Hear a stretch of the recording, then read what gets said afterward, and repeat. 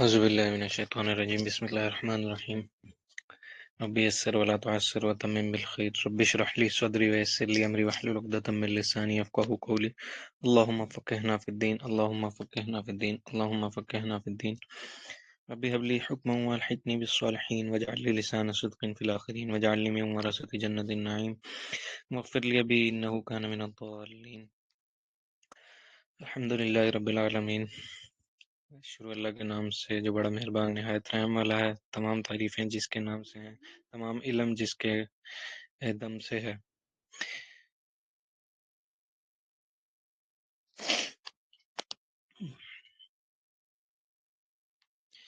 अच्छा जी, हम लोगों ने टाइम मैनेजमेंट की वर्कशॉप के अंदर पहला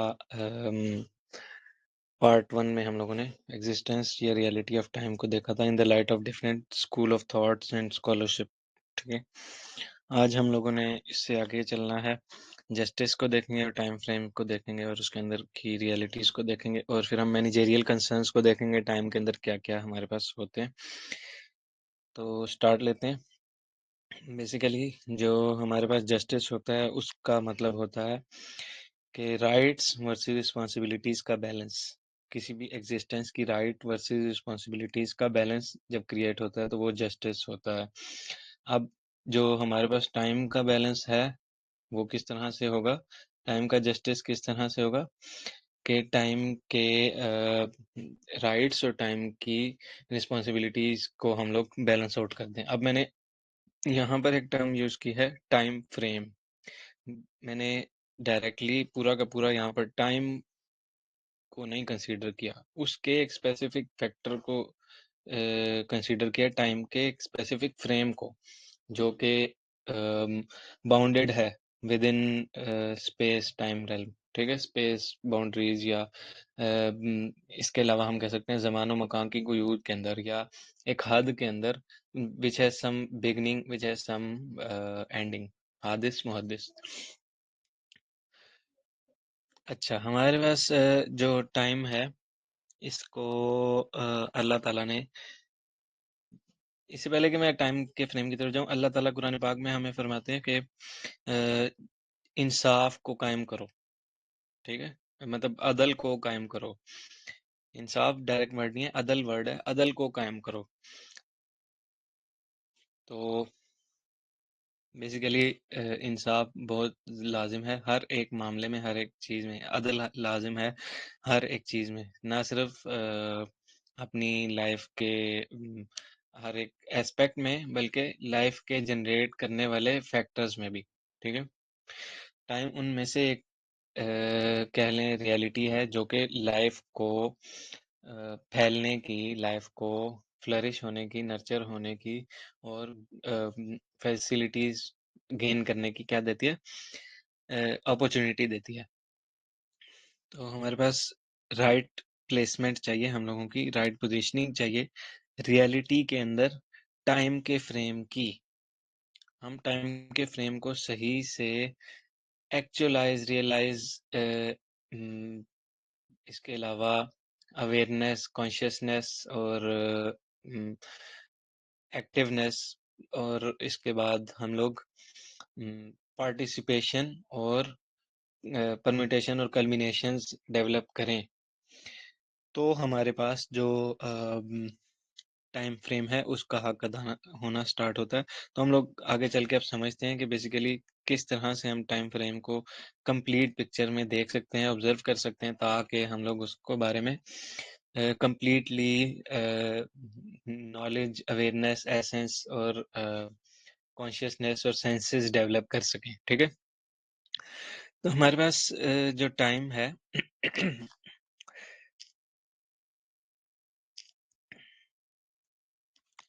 टाइम एज अ डिल्यूजन क्या है?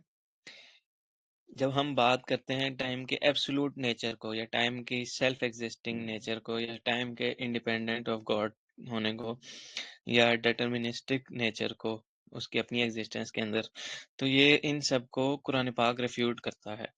कुरान पाक में अल्लाह ताला इस चीज़ को एक्सप्लेन करते हैं कि एक जगह अल्लाह ताला ने फरमाया सूरह जासिया के अंदर गालिबन कि उन लोगों का मफ़हूम है आयत का कि उन लोगों का कहना था कि हम लोगों को कोई चीज़ ख़त्म नहीं करती सिवाय टाइम के, यानी वो टाइम को डिवाइन एग्ज़िस्टेंस जनरेट कर देते हैं या टाइम को खुदा के मद्दे मुकाबिल खड़ा कर देते हैं। तो अल्लाह ताला ने आगे फरमाया कि उनको इस चीज़ का इल्म नहीं है असल में। यानी दूसरे अल्फाज़ों में अल्लाह ताला ये फरमाना चाह रहे हैं कि या अल्लाह ताला की बात का मफ़हूम ये है कि जो हमारे पास वक़्त है, उसको भी अल्लाह ने क्रिएट किया है। तो वक़्त एब्सोल्यूट नहीं हो सकता, वक़्त जो है वो अपनी सेल्फ एक्जिस्टेंस नहीं रख सकता या खुद से वजूद में आने वाली शय नहीं है और वो डिपेंडेंट है गॉड के ऊपर, ठीक है? हमारे पास जो इनजस्टिस है, अब इसके अंदर जब हम टाइम को एज़ अ डिल्यूजन देखना स्टार्ट करते हैं कि ये एक डिल्यूजन है, एक रियलिटी नहीं है, एक डिल्यूजन है या एक ऐसी चीज़ है जो कि फ़ानी है। फ़ानी का वक़्त वर्ड तो सही है टाइम के लिए। टाइम को डिल्यूजन समझने की नज़र से अगर हम देखें तो टाइम को रियलिटी ना समझना कि ये हकीकत नहीं है, ठीक है? फ़ानी एक चीज़ वो होती है जो मौजूद होती है, लेकिन उसका कोई अज़ल होता है, उसका कोई अबद होता है। ख़त्म हो जाने वाली चीज़ होती है। उसके अंदर ये ट्रेट नहीं होता कि वो पाई ही नहीं जाती। जैसे बातिल है, बातिल के बारे में आता है कि बातिल ज़हूक़ा है, यानी कि मिट जाने वाली चीज़ और वो तमाम चीज़ें जो कि एक्ज़िस्टेंस नहीं रखती हैं बेसिकली वो बातिल कहलाती हैं, जो फ़ॉल्स एक्ज़िस्टेंस रखती हैं या अ, अगर उनको कंप्लीट पिक्चर में देखा जाए तो उनकी एग्जिस्टेंस हॉलो होती है, ठीक है? तो जो टाइम है वो हॉलो नहीं है, वो डिल्यूजन की अगर हम मीनिंग में लेंगे तो हम इसको फ़ानी की मीनिंग्स में लेंगे, इसको यूँ नहीं समझेंगे कि टाइम बिल्कुल एग्जिस्टेंस रखता ही नहीं है। और अब इसके अंदर हम लोगों ने देखना है कि इसके साथ इनजस्टिस कब क्रिएट होता है, इसके साथ इनजस्टिस तब क्रिएट होता है जब इंसान जो है अपनी कोई भी चीज़ है उस या अपनी कोई भी चॉइस है, अपनी फ्री विल है, उसको अ, साइड पे रखे और टाइम को ब्लेम करे। इसके अलावा इंसान जो है वो किसी चीज़ की या किसी भी एग्जिस्टेंस की हिस्टोरिकल इनएविटेबिलिटी को सबमिट कर दे, ठीक है? Instead of submitting two choices to free will और फिर इंसाफ इंसान जो है वो जुल्म क्रिएट करे, ऑपरेशन जनरेट करे अगेंस्ट टाइम, टाइम कसूरवार ठहराना स्टार्ट कर दे। Just a minute.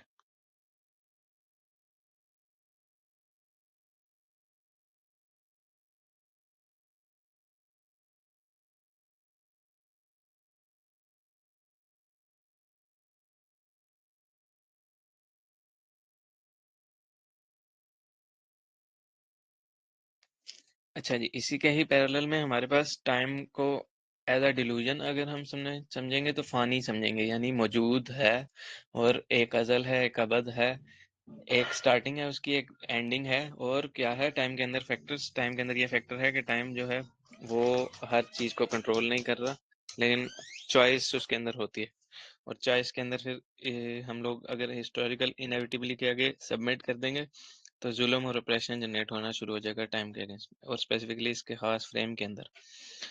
इसके पैरेलल में रियलिटी है, टाइम एज रियलिटी अगर हम देखेंगे तो इसको इस तरह से एक्चुअलाइज और रियलाइज किया जाता है कि इसकी एक क्रिएटेड डायमेंशन है और डायमेंशन के अंदर हमारे पास एक सीक्वेंस है, टेम्पोरल सीक्वेंस इसको कहते हैं। सीक्वेंस के अंदर अकाउंटेबिलिटी जनरेट होगी एक एक लम्हे की और उस एक एक लम्हे के अंदर मोरालिटी का कॉरिडोर होगा, मॉरल्स के अक्वेंटेंस और अकाउंटेबिलिटी डेवलप करनी लाजमी है। इस चीज़ को अल्लाह ताला कुरान पाक में इस तरह से फरमाते हैं कि हम लोगों ने दिन और रात पैदा किए ताकि हम आजमा सकें कि कौन शुक्रगुजार है, ठीक है? तो बेसिकली पहला पॉइंट जो टाइम एज़ डिल्यूजन है, रियलिटी इसके अंदर हम लोग ये चीज़ देखेंगे कि जो जस्टिस क्रिएट होगा, चाहे वो डिल्यूजन वाली रियलिटी या रियलिटी डिल्यूजन वाली एग्जिस्टेंस या रियलिटी वाली एग्जिस्टेंस के फ्रेम के साथ हम लोगों ने करना हो। तो हम लोगों ने ये चीज़ मद्देनज़र रखनी है कि टाइम एज़ अ टेस्ट होगा और टाइम की जो डिलूसिव नेचर है, इसके अंदर अथॉरिटी जनरेट होगी, ठीक है? सेकंड चलते हैं हम, सेकंड पॉइंट के ऊपर, द बैलेंस।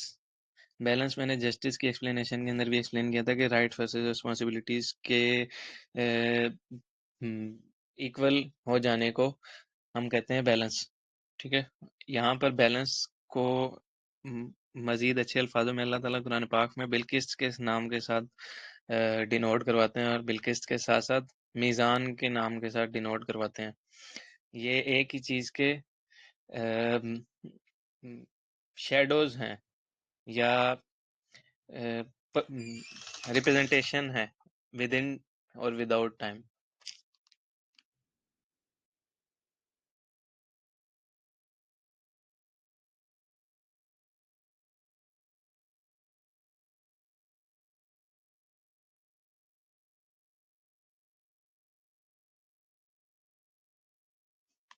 अच्छा, तो जब हम मीज़ान के सेंस में देखेंगे और उसकी रिप्रेजेंटेशन दुनिया में देखेंगे तो बिल्किस जनरेट होगी, और बिल्किस की रिप्रेजेंटेशन एक इंडिविजुअल लेवल पर किस तरह से जनरेट होती है? एक इंडिविजुअल लेवल पर उसकी कॉल फेल और इकरार और तकरीर और सकूत और इन तमाम चीज़ों से डेवलप होती है, यानी इन जनरल सेंस उसकी सुन्नत से डेवलप होती है। एक इंसान जब बैलेंस को क्रिएट करता है और वो चलता फिरता लॉज और प्रिंसिपल्स की अक्कासी होता है, एथिकल रिप्रेजेंटेशन होता है उस स्पेसिफिक बिल्किस्त के, और बिल्किस्त रिप्रेजेंटेशन होती है मीज़ान के। मीज़ान क़यामत के रोज़ कायम होगा। क़यामत के रोज़ कायम होने वाले जस्टिस की रिफ्लेक्शन इस दुनिया में क्रिएट करने के लिए बिल्किस्त जनरेट किया गया, और एक बिल्किस्त की फिज़िकल रिप्रेजेंटेशन एक इंसानी वजूद के नज़र में अगर देखी जाए तो वो किस तरह से जनरेट होती है? वो एक इंसान की सुन्नत से साबित होती है, एक इंसान की फ़िलॉसफ़ी की एनलाइटनमेंट और एम्बॉडीमेंट से जनरेट होती है, ठीक है? हमारे पास जो कुरान पाक में इसी चीज़ के बारे में फ़रमाया गया है कि हमने बैलेंस फ़रमाया, अल्लाह ताला ने उसका मफ़हूम इस तरह से किया है कि हम लोगों ने हमने बैलेंस जनरेट किया, और उस बैलेंस को कोई ट्रांसग्रेस नहीं कर सकता, यानी उसको कोई एक्सीड नहीं कर सकता। ट्रांसग्रेस का मतलब ये होता है कि एक आसमान से दूसरे आसमान की तरफ, या एक लेवल से दूसरे लेवल की तरफ, या एक मुकाम से दूसरे मुकाम की तरफ अ, तजदीद पा लेना, ठीक है? तो हमारे पास जो मीज़ान है, जो फाइनल अब्दी मीज़ान क्रिएट किया गया, जो क़यामत के दिन मीज़ान क्रिएट किया गया, क़यामत के दिन जो मीज़ान लाया जाएगा, जिसके अंदर हक़ और बातिल की तमीज़ कर दी जाएगी, और ना सिर्फ अदल बल्कि इंसाफ और साथ ही साथ हिकमत और रहमत और गुस्सा, गज़ब, इन सब को बैलेंस आउट कर दिया जाएगा और ज़रा सी भी ज़्यादती नहीं करी जाएगी, ठीक है? तो उस स्पेसिफिक स्टेट ऑफ जस्टिस को इंसानी लेवल पर अचीव करना पॉसिबल नहीं है। उसकी एक रिफ्लेक्शन या उसकी एक रिप्रेजेंटेशन जो कि दुनिया में लागू की जा सकती है, उस स्पेसिफिक जस्टिस की रिप्रेजेंटेशन रिफ्लेक्शन को हम कहते हैं बिल्किस्त। उस स्पेसिफिक टाइम फ्रेम के अंदर जो लागू की जाने वाली चीज़ है टाइम की, बैलेंस की, जस्टिस की, वो बेसिकली हमारे पास क्या है? बिल्किस्त। और अगर बिल्किस्त यहाँ पर बिल्किस्त की बेहतरीन फ़ॉर्म देखें तो वो नबी पाक सल्लल्लाहु अलैहि वसल्लम की ज़ात अक़दस के ज़रिए से हम लोगों को नज़र में आती है, और इसके बाद तमाम अंबिया और फिर उसके बाद आइमा किराम और औलिया किराम के ज़रिए से हम लोगों को नज़र आती है, और उसके बाद ये अलम ठहराया जाता है उलमाए किराम के हाथों। अच्छा, अब हम आते हैं ये हमारे पास जो टाइम के अंदर टेम्पोरल बैलेंस को हम डिस्कस करें, तो टेम्पोरल बैलेंस को जो हमारे पास मीज़ान है, उसको कोई ट्रांसग्रेस नहीं कर सकता। बिल्किस्त को डेवलप किया जा सकता है, और बिल्किस्त की भी फिर फर्दर परम्यूटेशन आगे चल के हम देखेंगे। बिल्किस्त की जो फर्दर परम्यूटेशंस हैं, वो डेवलप की जा सकती हैं यहाँ पर एज़ इन स्टेट ऑफ सुन्ना और इत्तिबाए सुन्ना। हमारे पास जो नॉलेज एक्विजिशन की फर्स्ट वर्कशॉप थी उसके अंदर भी मैंने ये चीज़ बैलेंस की एक्सप्लेन की थी कि किस तरह से डिफरेंस ऑफ ओपिनियन की बेस पर हम लोग जनरेट कर सकते हैं बैलेंस, और डिफरेंसेस के प्रेजेंस की कंडीशन में भी यूनिटी और इनेबलनेस, एम्पावरनेस डेवलप कर सकते हैं। ठीक है, एक द फ्लाबिस का मोटो जो है हमारे पास। अच्छा, आगे चलते हैं। हमारे पास द फ्रेमिंग और प्रोबेबिलिटी, पॉसिबिलिटी, परम्यूटेशन। इसको इन डेप्थ समझने के लिए बैलेंस को एक दफ़ा फिर से आसान अल्फाजों में एक्सप्लेन करूँगा तो जस्टिस जो है हमारे पास वो टाइम के अंदर, बिलकिस्त के अंदर, लम्हा मौजूद के अंदर इन्वेस्ट करना दुनिया में कहलाता है टेम्पोरल बैलेंस। एक मिनट दीजिएगा।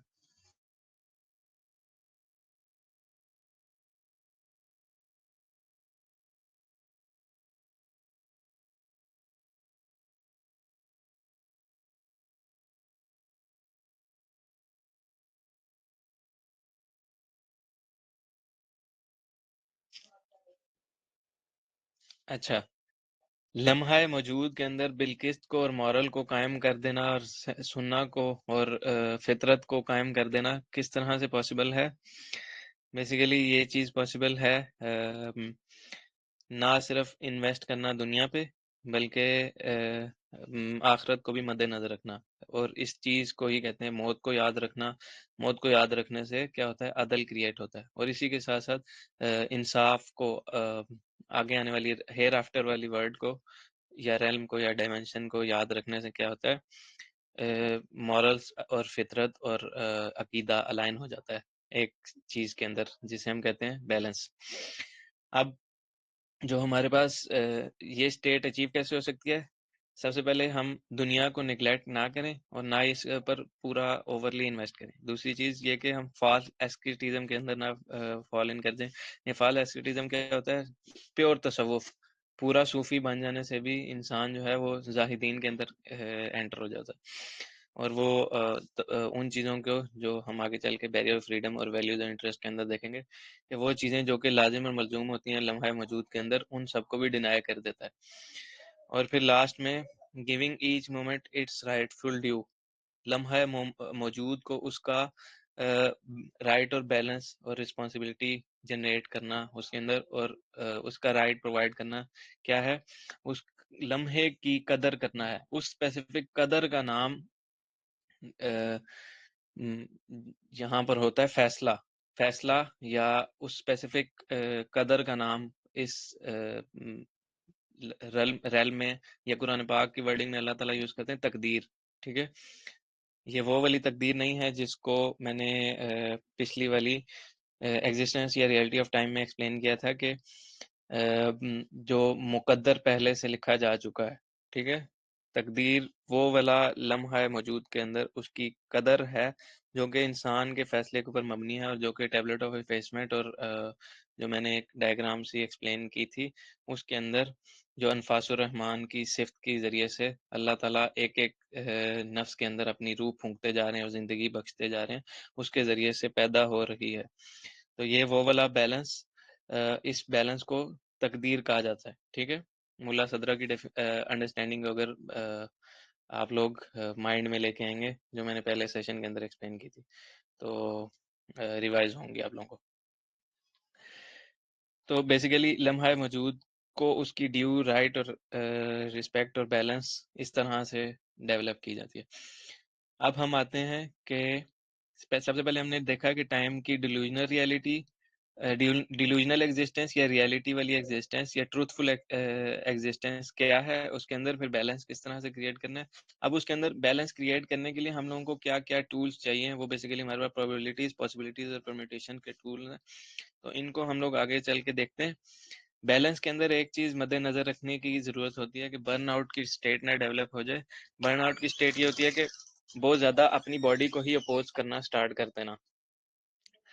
आइडलनेस की स्टेट नहीं क्रिएट होनी चाहिए। आइडलनेस की स्टेट ये होती है कि इंसान जो है वो रिस्पॉन्सिबिलिटी को ही छोड़ दे, यानी फारिग रहना स्टार्ट कर दे, और एक्सट्रीमिज्म को भी नहीं अप्रोच करना, कि जो हद एक ख़ास कंपार्टमेंट की है, सिफ्ट की है, बॉडी की है, एक ख़ास सेल्फ की है, सोशल सेल्फ की है, बिगर सेल्फ की है, उसको ऑप्रेस नहीं कर देना, ठीक है? तो बेसिकली क्या 3 चीज़ों से बैलेंस क्रिएट होता है। सबसे पहले जो बैलेंस क्रिएट होता है वो इस चीज़ से क्रिएट होता है कि मदर नेचर, अकायद और जो हमारे पास टाइम के अंदर रिप्रेजेंटेशन ऑफ बिल्किस्त है, उसके साथ बैलेंस क्रिएट करना, ठीक है? लॉज़ के साथ या एथिक्स के साथ, मॉरल्स के साथ। उसके बाद second layer of justice time के साथ किस तरह से क्रिएट होती है? Second layer of justice create होती है दुनिया और आखिरत को मद्देनजर रखते हुए फॉल एस्केटिज्म के अंदर नहीं फॉल इन कर जाना। फॉल्स एस्केटिज्म के अंदर, एस्केटिज्म कहते हैं प्योर तसव्वुफ या सेल्फ को डिनाई करने वाली प्रैक्टिसेस, ठीक है? उसके बाद लम्हा मौजूद की कदर डेवलप करनी है। अब लम्हा मौजूद के अंदर भी थर्ड लेयर आगे जो सी बैलेंस की आती है वो हमारे पास आती है कि एक ऐसी स्टेट नहीं डेवलप कर लेनी कि बर्न आउट हो जाए, बहुत ज्यादा एक्सट्रीम पर ना चले जाएं या बहुत ज्यादा फ्री या आइडलनेस की स्टेट डेवलप हो जाए, ठीक?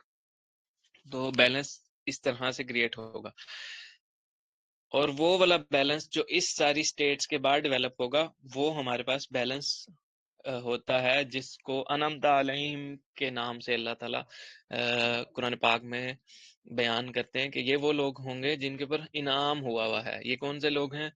सिद्दीक, अंबिया, सिद्दीकीन, शुहदा, सालिहीन, ठीक है? और मीज़ान जो है उसके साथ इसकी एथिकल रेगुलेशन जनरेट हो रही होगी टाइम के अंदर। तो हमारे पास फिर फ्रेम को समझें, उस स्पेसिफिक फ्रेम जो लम्हा मौजूद है उस फ्रेम के अंदर क्या क्या चीज़ें करने की ज़रूरत है जिससे बैलेंस क्रिएट होगा। तो वो बेसिकली हमारे पास प्रोबेबिलिटीज, पॉसिबिलिटीज और परम्यूटेशंस की अंडरस्टैंडिंग से डेवलप होती है और फिर बैरियर ऑफ फ्रीडम को ब्रेक करने से हम लोगों के पास वो चीज़ें डेवलप होती हैं। तो प्रोबेबिलिटीज बेसिकली किस चीज़ को कहते हैं? इंसान जब भी कोई डिसीजन लेता है टाइम के अंदर तो वो प्रोबेबिलिटी या पॉसिबिलिटी या परम्यूटेशन के ऊपर होती है। तो प्रोबेबिलिटी बेसिकली क्या है? उसके वो स्पेसिफिक डिसीजन की हैपनिंग करंट कंडीशंस के अंदर क्या होगी, ठीक है? वो प्रोबेबिलिटी है, प्रोबेबिलिटी के फैक्टर्स हैं। और इसके अंदर मल्टीपल प्रोबेबिलिटीज भी हो सकती हैं, इंडिविजुअल प्रोबेबिलिटी भी हो सकती है और ए बी टेस्टिंग भी हो सकती है, ठीक है? वो डिपेंड करता है वो किस पाथ को चूज करता है इंसान, ठीक है?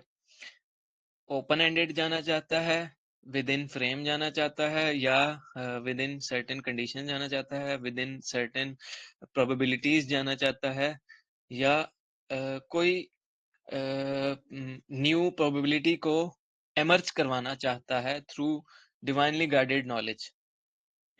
अच्छा, पॉसिबिलिटीज बेसिकली क्या होती हैं? पॉसिबिलिटीज होती हैं कि जो उसका फैसला है उसके अंदर कितनी ज्यादा परसेंटेज है जो कि डिवाइन अलाउंस को रिप्रेजेंट करती है, जो डिवाइन या खुदाई कुदरत को, खुदाई इख्तियार को या खुदाई मंशा को रिप्रेजेंट करती है, ठीक है?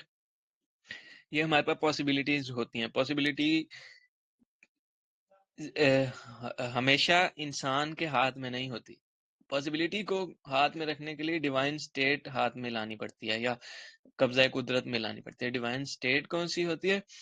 डिवाइन स्टेट हमारे पास होती है अनकॉन्शियसनेस की स्टेट। अनकॉन्शियसनेस की स्टेट वो होती है जिसमें कॉन्शियसनेस और सबकॉन्शियसनेस इंसान का अलाइन हो जाता है।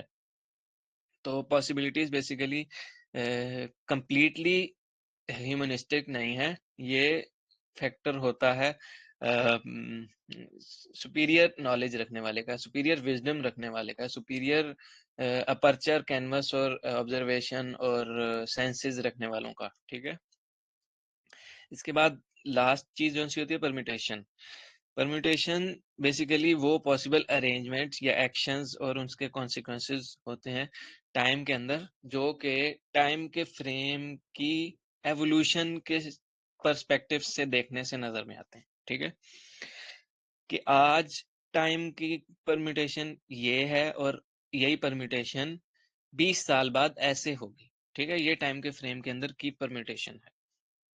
लम्हा मौजूद के अंदर लिया गया फैसला 20 साल बाद क्या इम्पैक्ट जनरेट करेगा, ये परम्यूटेशन। ये मैंने एक एग्जांपल दिया, 20 साल आर्बिट्ररी हैं, कोई भी रैंडम हमारे पास नंबर हो सकता है। अब ये 3 फैक्टर्स फ्रेम के अंदर, टाइम के फ्रेम के अंदर एक स्पेसिफिक किस्म के बैरियर को जनरेट करते हैं। अब वो बैरियर हमारे पास आलमीन के स्ट्रक्चर और मॉडल के अंदर हम लोग देखें तो वो बैरियर हमारे पास होता है आलम अरवा और आलम बरज़ख का और लम्हा मौजूद का। ठीक है, आलम अरवा, आलम बरज़ख और लम्हा मौजूद का, इन 3 बैरियर्स को एक जगह पर, एक वजूद के अंदर अलाइन कैसे रखा जाता है? थ्रू एसेंस, थ्रू रूह, थ्रू मीनिंग, थ्रू इंसान की centrality, central thought.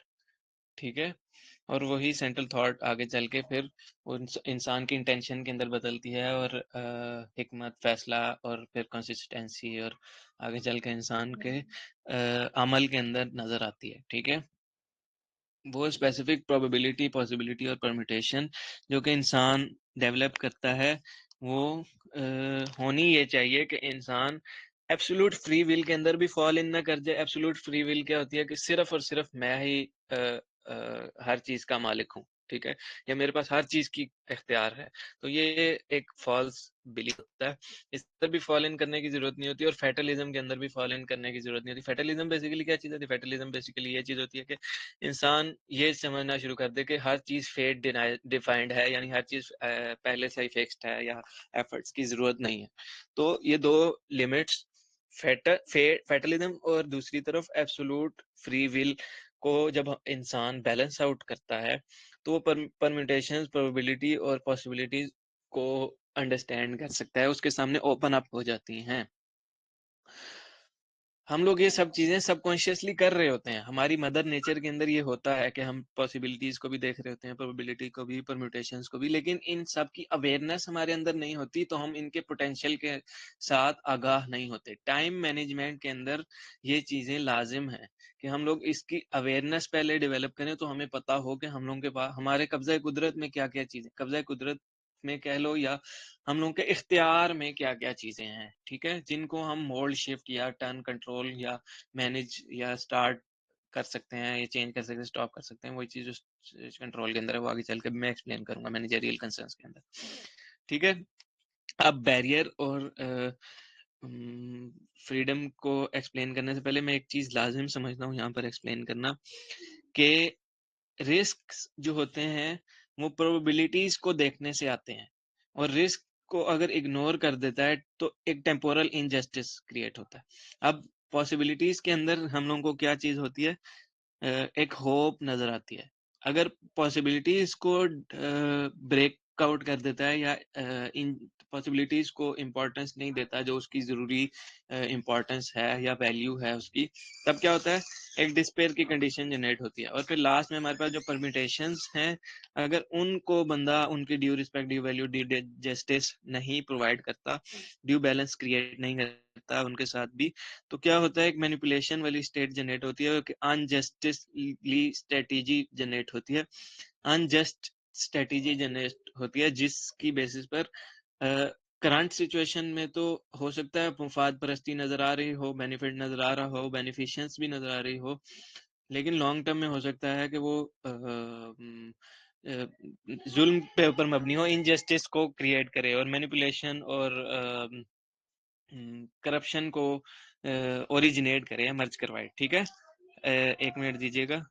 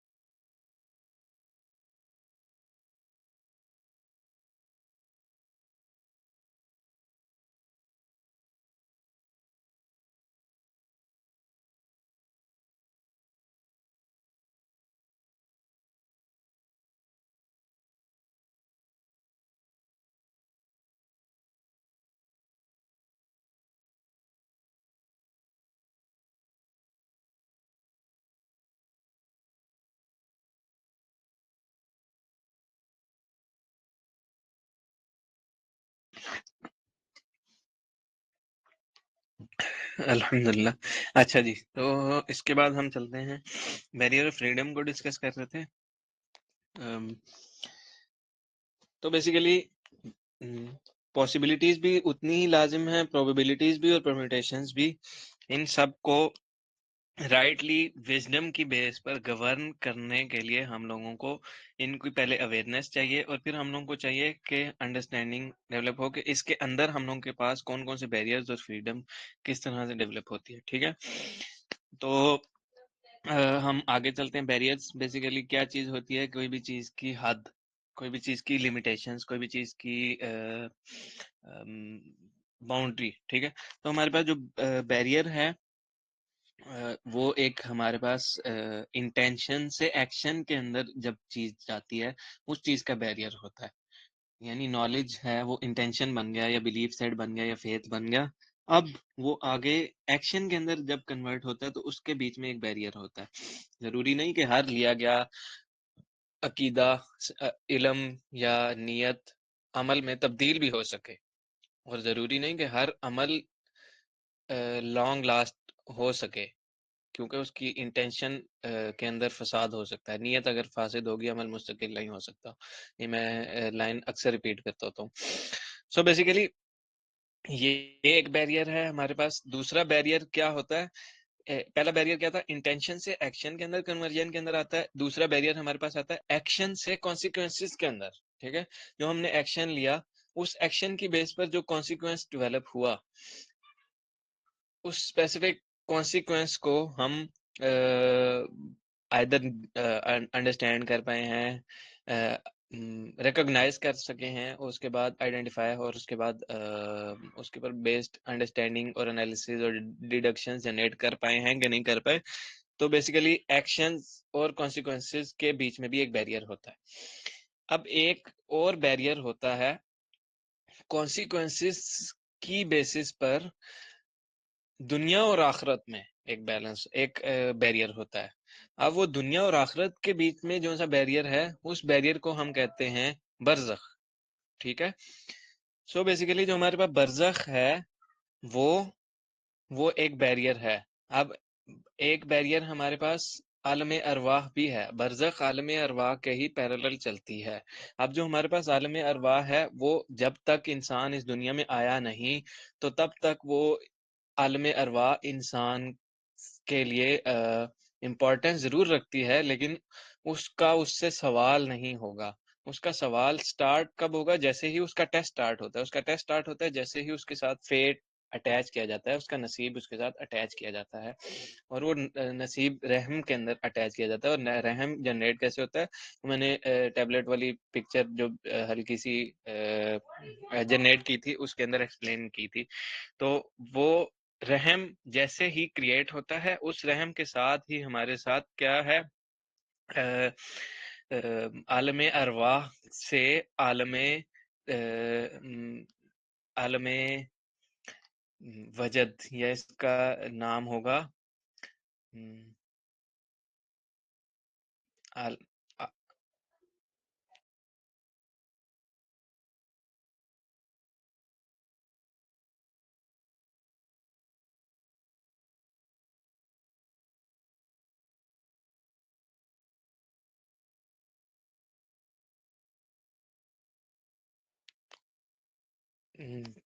The physical dimensions. ठीक है, अब मुझे उसका स्पेसिफिक वर्ड माइंड में नहीं आ रहा, तो वो मैं ग्रुप में एक्सप्लेन कर दूंगा। आलम अरवाह से आलम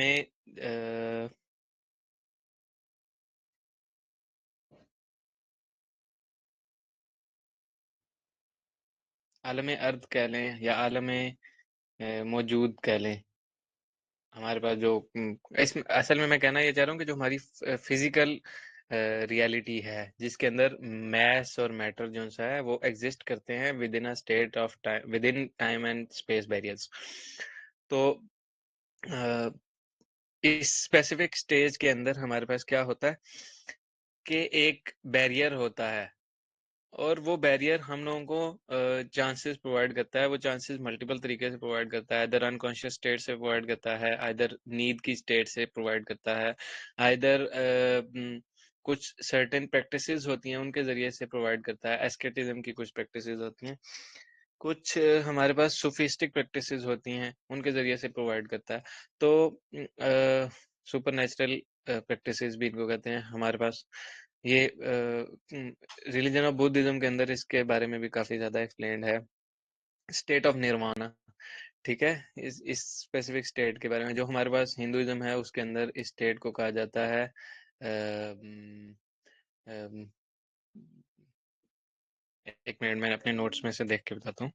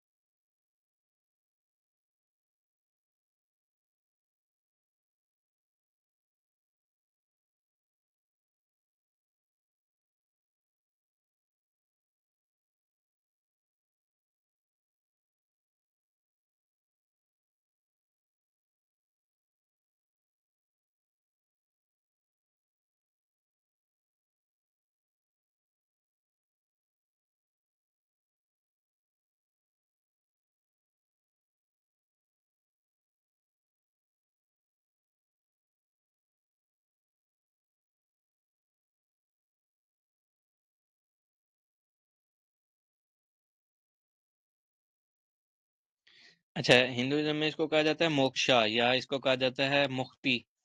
जो हमारे पास आता है इस्लाम, इस्लाम स्टेट को कहता है विलायत या वलीउल्लाह, या इस्लाम स्टेट को कहता है दरवेशी, ठीक है? इस्लाम में ये कुछ चंद नामों से रूहानियत भी एक नाम से इसको डिनोट करवाया जाता है। तो बेसिकली इस स्पेसिफिक स्टेट के अंदर होता क्या है, हमारी जो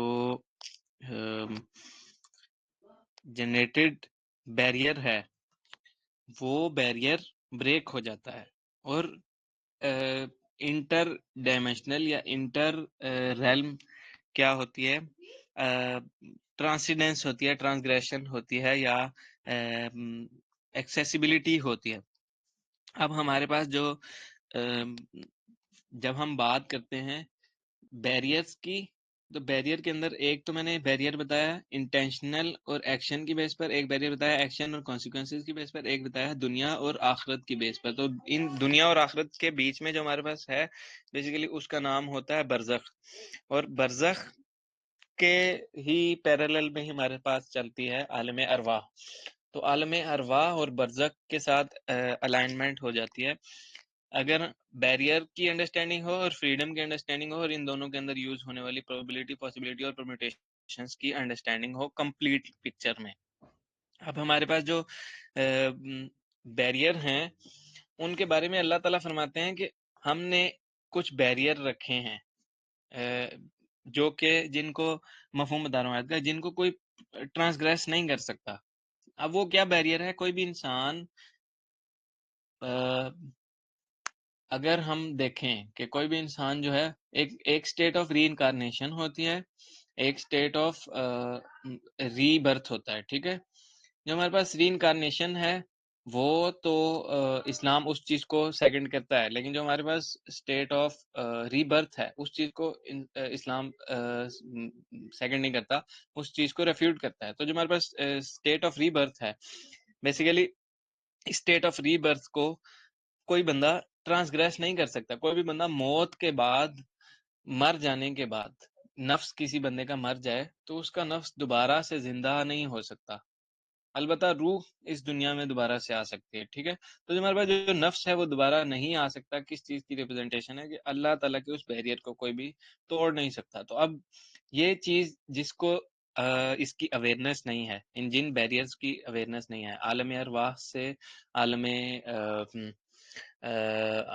अमर, इन्नमा अमरु इज़ा अरादा शैअन अन यक़ूला लहू कुन आलम अमर भी कहते हैं आलम अरवाह को, आलम खल्क, ये जो हमारा रेल्म है आलम खल्क, आलम अरवाह, आलम खल्क और आलम बरज़ख, इन तीन रेल्म की एक जगह पर अलाइनमेंट क्रिएट कर लेना बेसिकली क्या होती है, उन सारे बैरियर्स को ब्रेक करना होता है। हम लोग अपनी नफ्स की बेस पर अपने लिए गई जो इंटेंशंस होती हैं और उनको एक्शंस में कन्वर्ट करने के लिए हम लोग आलमे ख्याल या realm of imagination, subconscious state of thinking से conscious state of physical nature में किसी भी चीज को लाशऊर से शऊर में चीजों को लेकर आते हैं, ठीक है? इमेजिनेशन से कुछ भी करके हम लोग अपनी रियलिटी में कन्वर्ट करते हैं। तो बेसिकली हमने क्या किया, एक बैरियर को ब्रेक किया। हमने किस चीज के बैरियर को ब्रेक किया? हमने इंटेंशन को एक्शन के अंदर कन्वर्ट किया। तो इसके अंदर जो बैरियर था वो ब्रेक हुआ। अब वो बैरियर उसको कंप्लीटली कंट्रोल करने के लिए, उसके ऊपर अपना कंट्रोल डेवलप करने के लिए हम लोगों को इस चीज की अवेयरनेस होनी जरूरी है कि वो सिर्फ एक वही बैरियर नहीं है इमेजिनेशन। इमेजिनेशन के हट के हमारे पास इंट्यूशन, इमेजिनेशन से हट के हम लोगों के पास डिवाइन अंडरस्टैंडिंग और self thought, self analysis, Meta analysis या इसको मेटाकॉग्निशन भी कहते हैं, इनकी भी पॉसिबिलिटीज हैं। इसको हायर अंडरस्टैंडिंग में डिफरेंट सेंसेस के साथ डिनोट करते हैं, और वो 5 सेंसेस से हट के जो 15 सेंसेस हमेशा मैं एक्सप्लेन करता हूँ, 15 सेंसेस के अंदर ये चीजें इनकाउंट होती हैं। तो वो 15 की 15 सेंसेस जिसको अंडरस्टैंड होती हैं, बेसिकली वो बैरियर्स को अच्छे से अंडरस्टैंड कर लेता है in comparison to normal human being. अब वो जब बैरियर को ज्यादा अच्छे से अंडरस्टैंड करेगा तो उनको ब्रेक भी ज्यादा अच्छे से करेगा या कंट्रोल और मैनेज भी सही से करेगा। अब यहाँ पर बात आती है कि फ्रीडम बेसिकली क्या चीज है। फ्रीडम के मानी ये नहीं होते कि किसी भी चीज को किसी भी चीज से जुदा कर देना, ठीक है? वो एब्सोल्यूट मीनिंग्स में आ जाएगा उसके। किसी भी चीज के एब्सोल्यूट मीनिंग सिर्फ खुदा को पता है। चीजों के एब्सोल्यूट मीनिंग्स की जो रिप्रेजेंटेशन है वो सुन्नत के जरिए से हम तक पहुंची है। तो हमारे पास जो फ्रीडम के रिलेटिव मीनिंग्स हैं वो हम लोग लेंगे। तो एब्सोल्यूट फ्रीडम जो है वो ऑलमोस्ट इनजस्टिस की मीनिंग्स में चला जाता है। हमारे पास रिलेटिव फ्रीडम होता है, बेसिकली वो क्या होता है, वो बैरियर्स को ब्रेक करना भी और मेंटेन करना भी at the same time. Barriers या इसके दूसरे मीनिंग्स में से मैं कहूँ तो बैरियर्स को उनकी एब्सेंस में मेंटेन रखना और बैरियर्स को उनकी प्रेजेंस में ब्रेक करना, ठीक है? या एक और अंडरस्टैंडिंग में इसको यूं भी कहा जाता है कि डिवाइनली लिमिट्स को मेंटेन रखते हुए सेल्फ की एफिशिएंसी को भी अचीव कर लेना, ठीक है? अब जो हमारे पास बैरियर्स होते हैं इनके साथ जस्टिस अगर नहीं होगा तो हम लोग सडन पनिशमेंट के अंदर फॉल इन हो जाएंगे। बैरियर्स के साथ अगर जस्टिस नहीं होगा तो हम लोगों को रिपेंटेंस का टाइम नहीं मिलेगा, हम लोग इंस्टेंट कोलैप्स के अंदर फॉल इन कर जाएंगे। इन सब चीज़ों को प्रिवेंट करने के लिए और डिले करने के लिए और रिपेंटेंस की अलाउंस होने के लिए हमारे पास क्या है कि जो बैरियर है उसको और फ्रीडम को अलहदा से एक्सप्लेन किया गया है कुरान पाक में हमारे पास, ठीक है? ताकि फ्रीडम को अंडरस्टैंड कर सके इंसान। तो फिर कैटेगराइजेशन हो जाती है यहाँ पर। वो लोग जो फ्रीडम के जितने जितने जितने जितने लेवल ऑफ मीनिंग, हद मानी को पहुंच जाते हैं, उनको उतना उतना फ्रीडम एक्वायर होता जाता है, मिलता जाता है, ठीक है? तो हमारे पास जो जितनी बड़ी लेवल की सेल्फ लेकर आएगा उसके उतने बड़े इंटेंशंस और एक्शंस होंगे, उतनी बड़े एक्शंस की कॉन्सिक्वेंसेस होंगी, उतनी बड़ी कॉन्सिक्वेंसेस की दुनिया और बाकी रेल्म्स में क्या हो प्रोजेक्शन या what's the right word, trajectory होगी। और फिर उसी के बाद आखिरत की उतनी ही ज्यादा वो ले सकेगा इंसान गाइडेंस, या मौत की उतनी ज्यादा याद दहानी ले सकेगा, उतनी ज्यादा मीजान की अक्कासी बन सकेगा, मीजान की रिफ्लेक्शन जनरेट कर सकेगा इस दुनिया में।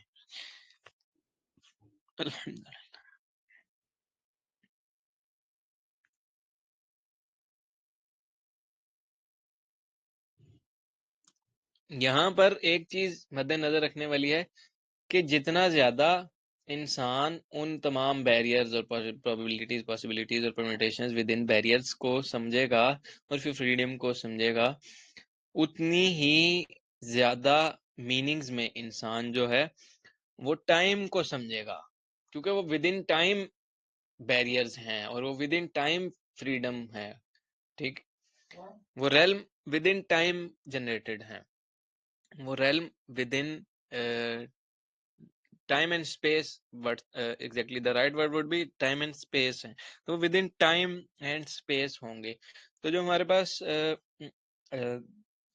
जस्टिस डेवलप करना होगा टाइम फ्रेम के साथ, जिसको जितनी ज्यादा लेवल ऑफ मीनिंग्स पता होंगी, वो उतनी ज्यादा अच्छे से अगर टाइम को समझेगा तो उतनी ही ज्यादा अच्छे से उसके साथ जस्टिस कर सकेगा। उसको पता होगा कि ना ही मैं कोई बहुत ज्यादा फास्ट ट्रैक पर हूँ, ना ही मैं बहुत ज्यादा स्लो हूँ, बैलेंस के साथ चलना पड़ेगा उसको। और फिर उसको इस चीज की समझ में आएगी कि टाइम की वजह से जस्टिस ना ही डिले हो रहा है, ना ही डिनाय हो रहा है। ठीक है, और बेसिकली इसी चीज का ही वो हमारे पास एक प्रोवर्ब भी है कि justice delayed is justice denied. अगर जस्टिस को डिले कर देंगे तो जस्टिस डिनाई हो जाएगा। तो बेसिकली जब एक इंसान अपनी सेल्फ के अंदर और फिर बिगर सेल्फ के अंदर बैरियर ऑफ फ्रीडम को सही से मैनेज कर रहा होगा, कंट्रोल कर रहा होगा, तो वो बेसिकली क्या कर रहा होगा, प्रोबेबिलिटी, पॉसिबिलिटी और परम्यूटेशन को सही से यूज कर रहा होगा, बैलेंस सही से जनरेट करेगा। ठीक हो गया, और वो डिनाई भी नहीं करेगा जस्टिस को और ना ही डिले कर पा रहा होगा फिर। अब हम आते हैं वैल्यूज और इंटरेस्ट के ऊपर के कौन कौन सी वैल्यूज और इंटरेस्ट्स हैं जो कि कॉन्शियसनेस को डेवलप करती हैं और विद इन और विदाउट कॉन्शियसनेस, यानी सब कॉन्शियसनेस और कॉन्शियसनेस को इम्पैक्ट करती हैं। तो हमारे पास विद इन कॉन्शियसनेस हमारे पास जो सारी वैल्यूज आती हैं उनमें सबसे मेजर, जो मैंने पीछे भी जिसका तस्करा किया, उसको कहते हैं अकीदा। अकीदे को इंग्लिश में कहते हैं बिलीफ। बिलीफ रिप्रेजेंटेशन होती है फेथ की। ठीक है, तो फेथ कॉन्शियसनेस के अंदर होती है हमारी। फेथ के साथ इंटेंशन, मैंने एक चीज बताई थी पीछे, अभी वही चीजों को जेर बहस लाऊंगा जो मैंने यहाँ पर तस्करा किया। इसके बाद इंटेंशंस, मॉरल्स, मॉरल्स का तस्करा किया हमारे पास। फिर मॉरल्स की बेस पर जनरेट होने वाला माइंड में जो एक सुन्नत है, सुन्नत का एक फिगर है, वो सुन्नत की फिगर नबी पाक सल्लल्लाहु अलैहि वसल्लम की जनरेट होगी। तो नबी पाक सल्लल्लाहु अलैहि वसल्लम की फिगर जो हमारी माइंड में होगी, बेसिकली वो क्या है, मॉरल कंपस है। तो मॉरल कंपस बेसिकली हमारे पास कॉन्शियसनेस के अंदर है, ठीक है, या सब कॉन्शियसनेस के अंदर है, विदाउट कॉन्शियसनेस है। अब हमारे पास वैल्यूज के अंदर एक और चीज लास्ट में आ जाती है, सेंस ऑफ अकाउंटेबिलिटी। जिस सेंस ऑफ अकाउंटेबिलिटी है, बेसिकली ये भी हमारी वैल्यूज के अंदर होना चाहिए। अब ये चारों चीजें मिलके क्या करते हैं, जो चीजें हमारे कॉन्शियसनेस के अंदर हैं और जो चीजें हमारी कॉन्शियसनेस के बाहर हैं, उनको शेप करती हैं, उनको स्ट्रक्चर करती हैं।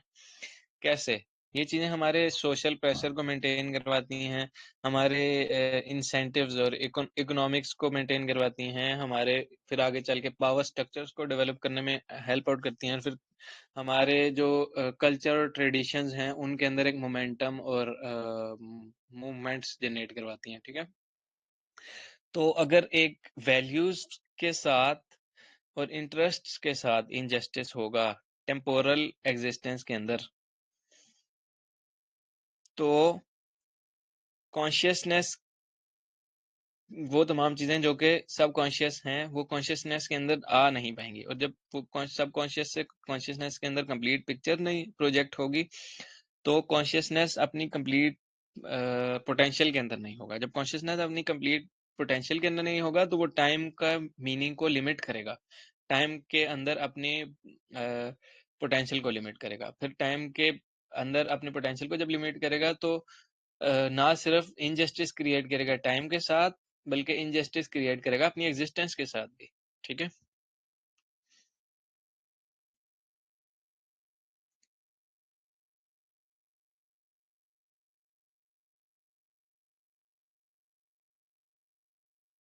अब इसी चीज को ही अगर मैं कुरान पाक के मानी में एक्सप्लेन करने की कोशिश करूं, तो अल्लाह ताला कुरान पाक में एक जगह इस तरह से फरमाते हैं कि लोगों के हेट्रेड की वजह से, मफहूम आयत का, लोगों के हेट्रेड की वजह से इंसाफ का दामन ना छोड़ना। ठीक है, कि लोग या सोशल प्रेशर ऐसा है। ठीक, क्या होता है जब सोशल प्रेशर ऐसा होगा, तो हमारी वैल्यूज उनसे ड्रिवन होंगी, सोशल प्रेशर बेस्ड ड्रिवन होंगी, तो हमारी वैल्यूज इम्पैक्टेड होंगी। जब वैल्यूज इम्पैक्टेड, इंटरेस्ट भी इम्पैक्टेड, हमारे कॉन्शियसनेस और सबकॉन्शियसनेस इम्पैक्टेड, उसकी बेस पर हमारा पोटेंशियल इम्पैक्टेड, टाइम के साथ इनजस्टिस लाजिम हो जाएगी और अनअवेयर हो जाएगी, और सबकॉन्शियसली सब करेंगे। तो ट्रू टाइम के अंदर मैस्ट्री के लिए वैल्यूज को गवर्न करना और इंटरेस्ट को डेवलप करना लाजिम है। और डिवाइन और अनडिवाइन एक्विटी लास्ट हमारा पॉइंट है जस्टिस के अंदर। डिवाइन एक्विटी वो होती है जो कि खुदा दाद होती है या खुदाई सलाहियों से ए, आ, हामिल होती है। ठीक है, डिवाइन एग्जिस्टेंस सिर्फ खुदा ताला शानू की ही है। ठीक है, अल्लाह पाक साईं की है। ठीक है, अनडिवाइन ह्यूमन है या बाकी मखलूकात हैं। जो हमारे पास डिवाइन एग्जिस्टेंस है, उसका सबको मालूम होना चाहिए, इल्म होना चाहिए कि उसके पास डिवाइन विजडम है, और divine wisdom divine justice create करती है। फिर डिवाइन आउटकम्स भी, जो आउटकम्स आएंगे वो भी डिवाइन होंगे, और जो अकाउंटेबिलिटी है वो भी बिल्कुल परफेक्ट है। इसी चीज को अल्लाह ताला कुरान पाक में इस तरह से फरमाते हैं कि अल्लाह ताला जुल्म नहीं करते इंसान पर, चाहे वो एक जर्रे के बराबर भी हो। ठीक है, अब इस चीज में क्योस डेवलप नहीं होना चाहिए कि डिवाइन एक्विटी कोई भी हो, वो जस्टिस क्रिएट करेगी तो उसका जस्टिस गलत होगा। अब जो हमारे पास अनडिवाइन एग्जिस्टेंस होती है, वो क्या करती है, उसके जस्टिस रिलेटिव होते हैं, उसके आउटकम्स भी डिफर कर सकते हैं, उसकी अकाउंटेबिलिटी भी हो सकता है इम्परफेक्ट हो। तो ऐसी कौन सी स्टेट है, एक मिनट दीजिएगा,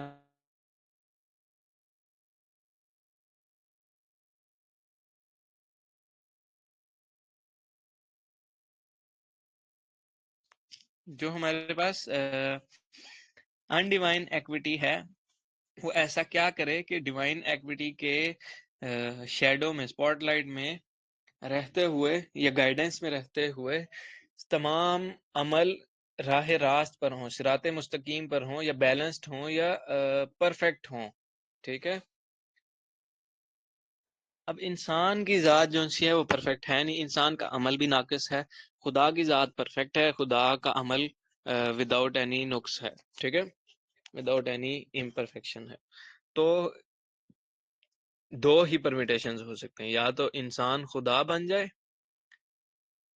या खुदा इंसान बन जाए। ठीक, अब ना खुदा इंसान बन सकता है, ना इंसान खुदा बन सकता है। तो बेसिकली यहाँ पर क्रिएटिव सॉल्यूशन हमारे पास क्या निकलता है ऐसी सिचुएशन का, कि जो अनडिवाइन एक्विटी है, वो डिवाइन एक्विटी की रिफ्लेक्शन बन जाए। ठीक है, इस चीज को विलायत का वलीउल्लाह कहा जाता है। अब वो रिफ्लेक्शन कैसे बन सकती है, अल्लाह वाले लोग अल्लाह वाले काम करते हैं। ठीक है, अनडिवाइन एक्विटी डिवाइन काम स्टार्ट कर देती है जब, तो वो डिवाइन रिफ्लेक्शन बनना स्टार्ट हो जाती है। डिवाइन एग्जिस्टेंस की रिफ्लेक्शन होती है, चलती फिरती रिफ्लेक्शन। अल्लाह आदिल है, इंसान अदल करे तो इंसान डिवाइन एग्जिस्टेंस के रिफ्लेक्शन बन जाता है, ठीक है। अब इसके अंदर भी फिर लेवल ऑफ मीनिंग्स आ जाते हैं, लेवल ऑफ अंडरस्टैंडिंग्स आ जाती हैं कि कौन सा फिर जो जस्टिस है वो के अदल के पर मबनी होगा, वो वाला justice with in time frame, जो कि टाइम फ्रेम को एक्सीड कर दे। क्योंकि जो डिवाइन टाइम है वो या डिवाइन एग्जिस्टेंस है वो टाइम पर डिपेंडेंट नहीं है, तो वो जो डिवाइन जस्टिस है बेसिकली वो भी फिर टाइम पर डिपेंडेंट नहीं होगा। तो वो अनडिवाइन एक्विटी जो कि डिवाइन एग्जिस्टेंस की रिफ्लेक्शन बनेगी, उसके लिए लाजिम है कि वो टाइम फ्रेम को ट्रांसग्रेस करे। ट्रांसडेंटल जस्टिस कहा जाता है इसको, ठीक है। जो ट्रांसडेंटल जस्टिस होता है बेसिकली वो अल्लाह की तरफ से अता होती है, या वो ख़ास प्रैक्टिसेस के बाद ओपन अप होता है। और वो ख़ास प्रैक्टिसेस के अंदर हमारे पास थॉट और थॉट की वर्किंग, थॉट की 3 चीज़ें, थॉट की शार्पनेस, प्यूरिफिकेशन और यूनिवर्सैलिटी के ऊपर काम करने से आती है। और बेसिकली वो डेवलप ही तब होती है जब हम थॉट को अलाइन करें बैलेंस के साथ। स्टार्टिंग में बैलेंस करें, फिर उसको हर आने वाली सिचुएशन के साथ एक्सपीरियंस बिल्ड, यहाँ तक के एवोल्यूशन ऑफ थॉट डेवलप होना स्टार्ट हो हमारे पास। और एवोल्यूशन ऑफ थॉट की बेसिस पर थॉट अपनी कंप्लीट परमिटेशंस, पॉसिबिलिटी और प्रोबेबिलिटीज को अंडरस्टैंड करे, और फिर डिल्यूजन और रियलिटी के अंदर उसकी एग्जिस्टेंस थॉट की कैसे जनरेट होती है और कैसे कल्मिनेशंस डेवलप होती हैं, उन सबको अंडरस्टैंड करे। और फिर जस्टिस का हर आलम के अंदर उसके लिए गए फैसले का हर आलम के अंदर क्या क्या कदम होगा उसको अंडरस्टैंड करे। तो तब जाके क्या होता है, इंसान जो है वो अनडिवाइन एक्विटी से डिवाइन एक्विटी बन के डिवाइन जस्टिस को होल्ड करता है। बेसिकली यही वो लोग होने चाहिए जिनके हाथ में शूरा के निज़ाम होने चाहिए।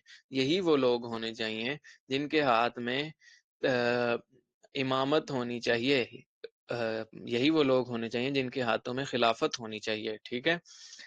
अब ये आगे पॉलिटिक्स का चैप्टर है यहाँ से कि वो कैसे इन लोगों के हाथों में होनी चाहिए, और अल्लाह क्या किन टर्म से इन लोगों को कुरान पाक में डिनोट करवाता है। तो वो इंशाल्लाह कभी पॉलिटिक्स की डिस्कशन के अंदर हम लोग डिस्कस करेंगे। आगे चलते हैं। बेसिकली हम लोगों ने अभी तक क्या चीज़ें डिस्कस की उन सबको मैं एक छोटी सी समरी में एक्सप्लेन अगर कर दूं जल्दी जल्दी। हमारे पास जो टाइम है वो टेस्ट के तौर पे है, रियलिटी में हो चाहे डिल्यूजन में हो। एक मिनट दीजिएगा।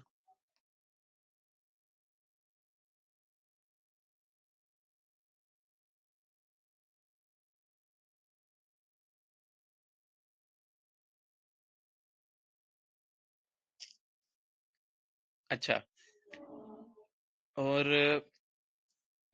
टाइम जो है वो टायरनी के तौर पे नहीं हम लोग देखेंगे, ठीक है।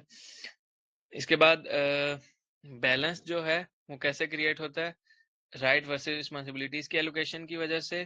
फिर प्रोबेबिलिटीज, पॉसिबिलिटीज और परम्यूटेशंस के अंदर इंसानी डोमेन को, मर्सी को और ह्यूमन ड्यूटी को मद्देनजर रखने से डेवलप होती है। और बैरियर और फ्रीडम किस तरह से आएगा, रिस्पॉन्सिबिलिटीज को और राइट्स को एक्चुअलाइज, रियलाइज और इन एक्शन कंसीडर करने से, ठीक है। अब वो इन एक्शन कंसीडर करने के लिए जब वो बार बार कंसिस्टेंसी के अंदर आते हैं तो वो क्या करते हैं, वो एक वैल्यू और इंटरेस्ट डेवलप करते हैं। तो वो वैल्यूज जो होंगे वो मॉरल एंकर के तौर पर काम करेंगे, और इंटरेस्ट जो है बेसिकली वो टेम्पोरल एक प्रेशर डेवलप करते हैं। इन सब को मेंटेन करने के बाद क्या होता है, एक कॉन्शियसनेस डेवलप होती है, कंप्लीट पिक्चर ऑफ कॉन्शियसनेस। तो जो कॉन्शियसनेस है वो रिफ्लेक्शन होती है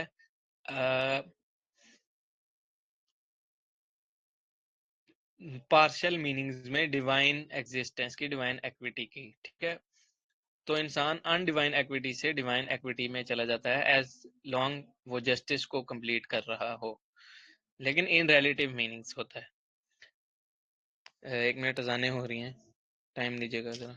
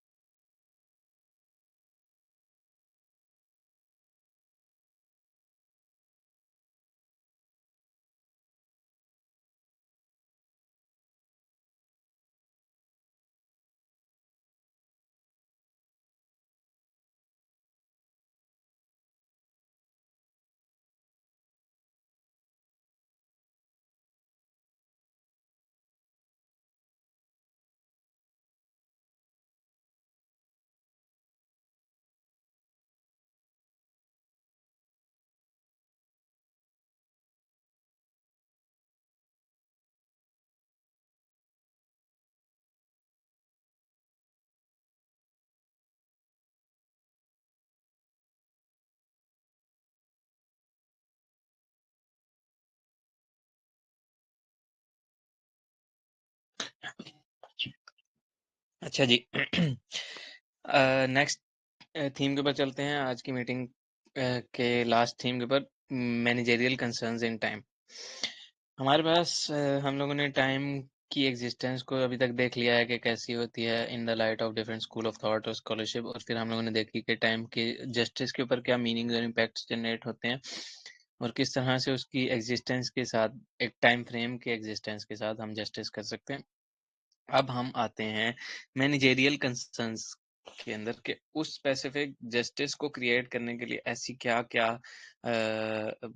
टेक्निक्स हैं, मैनेजमेंट है, जो कि हम लगा सकते हैं, यूटिलाइज कर सकते हैं, जिसकी वजह से हम लोग टाइम के अंदर ज़्यादा से ज़्यादा आउटकम जनरेट कर सकते हैं। आउटकम्स, ठीक है, रिलेटिव आउटकम्स, जो मैंने पहले बोला था ना कि इंसान के आउटकम्स जो से होते हैं वो रिलेटिव होते हैं, तो वो ज़्यादा से ज़्यादा आउटकम्स जनरेट कर सकते हैं, रिलेटिव आउटकम्स।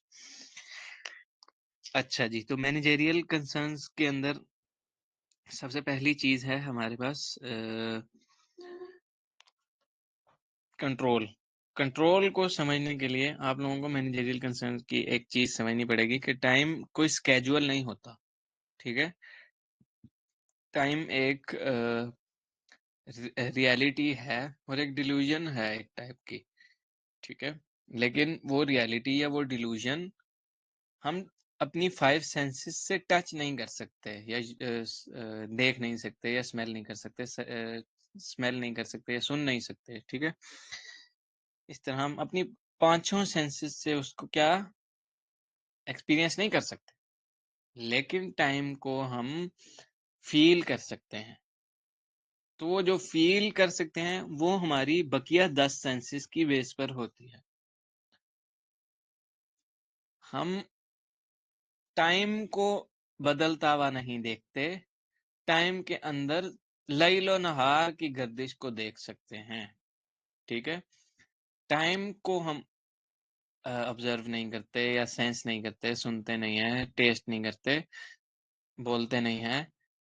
टाइम के अंदर होने वाले इंसिडेंट्स को हम लोग क्या करते हैं, एक फ्रेम के मीनिंग्स में समझते हैं, ठीक है, दहर के मीनिंग में, या फिर अम, असर के मीनिंग में, लैलो नहार की मीनिंग में, शब के मीनिंग में, और इसके अलावा हमारे पास जो कुरान पाक में वर्ड्स यूज होते हैं, जमान अहादीस से मिलता है। कुरान पाक के वर्ड्स मैंने एक दफा खोल के दिखाए थे। तो उन तमाम मीनिंग्स में हम लोग क्या है, टाइम के फ्रैगमेंट्स, टाइम के फ्रेम्स, उनको क्वांटाइज्ड स्टेट ऑफ टाइम को अंडरस्टैंड करते हैं, ठीक है। इस टाइम को एब्सोल्यूट एग्जिस्टेंस में हम लोग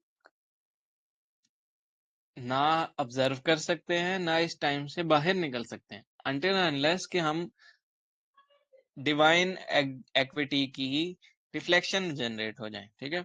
अब कंट्रोल की बात करते हैं। Control for an average human being जो कि बिल्कुल स्टार्ट लेवल पर है, तो वो किस तरह से अथॉरिटी, रिस्पॉन्सिबिलिटी या जस्टिस और इसकी इंटरेक्शंस अपनी सेल्फ के ऊपर और बिगर सेल्फ के ऊपर, और फिर कैसे गवर्नेंस डेवलप कर सकता है इस टाइम के ऊपर, बेसिकली वो टाइम को रियलाइज, एक्चुअलाइज और अवेयर होके, फील करके, सेंस करके डेवलप कर सकते हैं, कॉन्शियस होके डेवलप कर सकता है। तो वो टाइम को जब कॉन्शियसनेस के साथ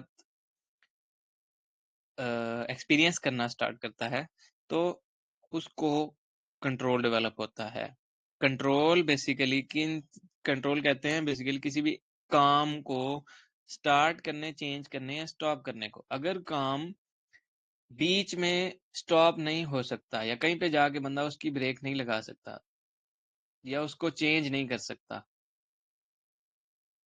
स्टार्ट और स्टॉप कर सकता है, सिर्फ चेंज नहीं कर सकता, तो ये वो तमाम काम जो कि इन तीनों फैक्टर्स में से कोई भी एक फैक्टर को भी मिसिंग रखते होंगे, उनके ऊपर कंट्रोल नहीं होता इंसान का, ठीक है। तो कंट्रोल के लिए ये तीन फैक्टर्स होना लाजमी है इंसान के।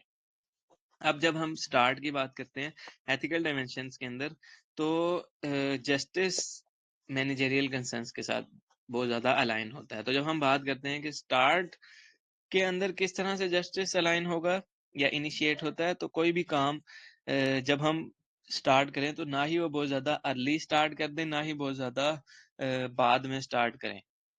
अर्ली स्टार्ट करने से क्या होगा, वेस्ट ऑफ रिसोर्सेज हो सकता है। बाद में स्टार्ट करने से क्या हो सकता है, मिस्ड अपॉर्चुनिटी क्या हो सकता है। तो वो कौन सा स्पेसिफिक बैलेंस है, उस स्पेसिफिक बैलेंस को कुरान और सुन्ना की टर्मिनोलॉजी में बरका कहा जाता है। बरका वो स्पेसिफिक मोमेंट होता है, वो स्पेसिफिक टाइम के लम्हात होते हैं जिनमें जो राइट टाइम होता है, जो बैलेंस टाइम होता है, जिनके अंदर अर्ली भी नहीं होता बहुत ज्यादा चीज, और ना ही बहुत ज्यादा लेट होती है, जिनके अंदर बहुत ज्यादा रिसोर्सेज लॉस्ट भी नहीं होते, बहुत ज्यादा अपॉर्चुनिटीज मिस भी नहीं होती, और उसकी बेस पर जस्टिस क्रिएट हो जाता है।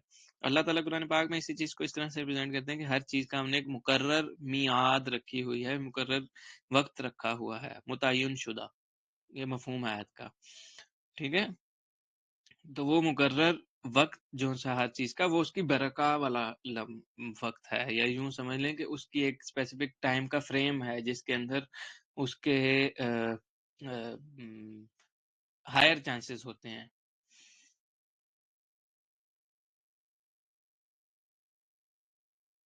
अब जब बंदा सेल्फ की एनालिसिस और सेल्फ की अंडरस्टैंडिंग डेवलप करता है, और जो मैंने पीछे आइमा कराम बताए थे, इन सब के जरिए से इंसान देखता है, तो इंसान को एक चीज मद्देनजर आती है कि लम्हा, हर लम्हा जो सा है वो प्रेजेंट है, पास्ट गुजर जाता है, फ्यूचर आने वाला होता है। जो हर लम्हा जिसमें मौजूद होता है इंसान, वो हर लम्हा कीमती होता है, और हर लम्हा जब कीमती होता है तो हर लम्हे के अंदर बरकत क्रिएट करना इंसान के हाथ में होती है।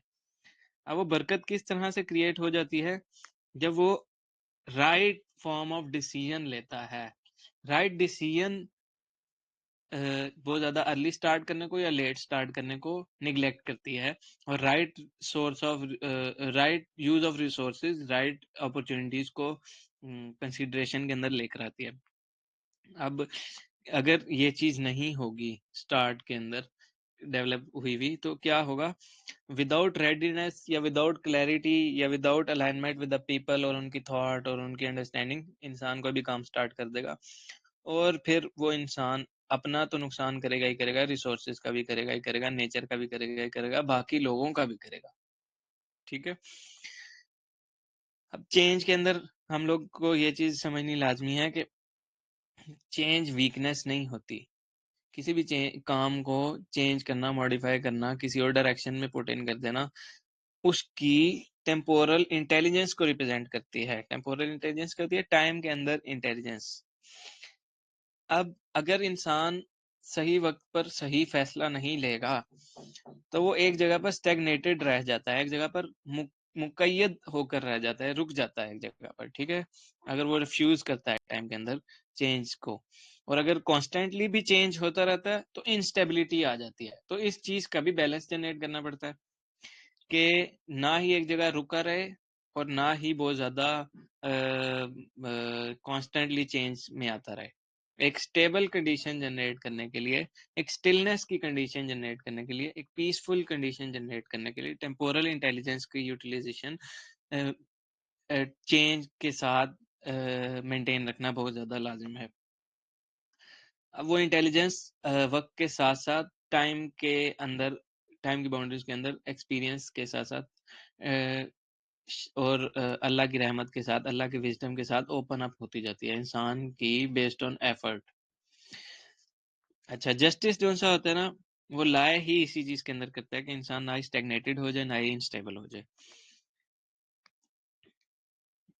अब इसी से ही मिलता जुलता एक मौलाली का कॉल भी है कि वो आदमी तबाह हो जाता है बहुत ज्यादा जो रुइन कर देता है एक्सेसिवनेस में, और उस कॉल का ये मफहूम है। ठीक है। अब हम लास्ट फैक्टर की तरफ जाते हैं, स्टॉप के ऊपर। स्टॉप जो सा है, ये फैक्टर जो सा होता है, ये हमारे पास होता है किसी भी चीज को कंट्रोल करने, कंट्रोल के फाइनल स्टेज के ऊपर। ठीक है। तो स्टॉप करना राइट टाइम पे और राइट टाइम पे कंटिन्यूएशन में रखना बहुत ज्यादा मीनिंग रखता है। रीजन क्या है, किसी भी प्रोजेक्ट को, किसी भी काम को अगर कोई भी बंदा स्टार्ट करता है और राइट टाइम पे चेंज भी करता है, तो उसको राइट टाइम पे स्टॉप करना क्यों लाजिम है? क्योंकि वो प्रोजेक्ट हो सकता है कि अगर उस टाइम पर ना रोका जाए तो कोई नुकसान पैदा कर दे।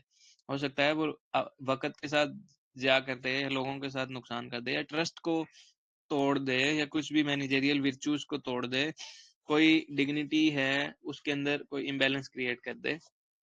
तो इन सबको मेंटेन करने के लिए स्टॉप करना लाजमी होता है। Stop at the right time is necessary. ठीक है। अब पहली चीज हम लोगों ने देखी कि कंट्रोल कैसे डेवलप करना है। स्टार्ट, चेंज और स्टॉप हाथ में होना चाहिए। चेंज का दूसरा नाम यहाँ पे मैं लिख देता हूँ, चेंज का दूसरा नाम मैनेज भी होता है। ठीक है। Start, manage and stop. अच्छा, इसके बाद हमारे पास दूसरी चीज जो सी होती है ना मैनेजरियल कंसर्न्स के अंदर, वो होती है इंसान के मुख्तलिफ कंपार्टमेंट्स। इंसान के वजूद के अंदर एक रूह है, एक नफ्स है, एक वजूद है, एक सेंसेस का कंपार्टमेंट है, एक हमारे पास स्पिरिट है जिसको नफ्स मैंने कहा, एक इमोशंस हैं, और इमोशंस के साथ एक इंटेलेक्ट है, एक अकल है, एक दिल है, एक दिमाग है, एक दम है, सांस है, और इसके अलावा इंसान के अंदर पानी है, इंसान के अंदर मिट्टी है। तो इस तरह से इंसान के कंपार्टमेंट्स जो हैं वो इंसान की डेवलपमेंट के अंदर बहुत ज़्यादा इम्पार्ट करते हैं, पार्ट प्ले करते हैं पार्ट। ठीक है। हमारे पास जो कंपार्टमेंट्स होते हैं, अगर हम उनको क्लासिफाई करने की कोशिश करें, तो जो मैंने क्लासिफिकेशन जनरेट की थी काफ़ी सारी है, उसके कुछ जो ज़रूरी हैं वो यहाँ पर मैं एक्सप्लेन करता हूँ। स्पिरिचुअल है, इंटेलेक्चुअल है, इमोशनल है, फिजिकल है, सोशल है, प्रोफेशनल है, हमारे पास मैनेजेरियल है। ठीक है, एक्सेट्रा एक्सेट्रा। सॉरी।